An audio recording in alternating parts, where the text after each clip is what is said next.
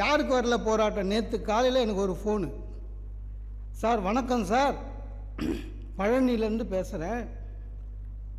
பங்குனி இது சஷ்டிக்கு விழா வச்சுருக்கேன், நவம்பர் 3ஆம் தேதி. உடனே என்னை பேச தான் கூப்பிட்றான்னு நினச்சி கேலண்டர்லாம் பார்த்தேன்.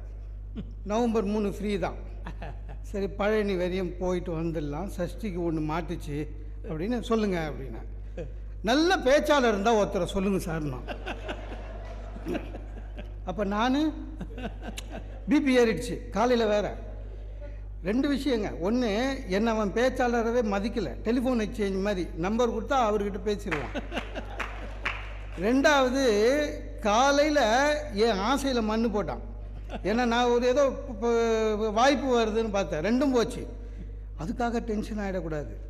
இப்போ அவன் நம்மளை போராட்டமாக ஒரு டென்ஷன் ஆக்கினார்ல, திருப்பி அடிக்கணும்ல.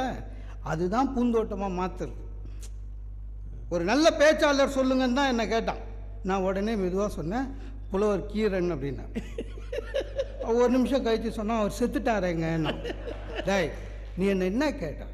உயிரோடு இருக்கிற நல்ல பேச்சாளர்னு கேட்டேன். நல்ல பேச்சாளர்னு என்ன கேட்டால் எனக்கு புலவர் கீரன் தான்.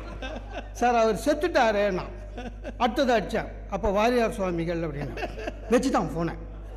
அவனுக்கு என்னென்னா, நான் அடுத்தது கீவாஜா, மூவா, திருவிக்கா அவங்க பேர்லாம் சொல்லுவேன்னு.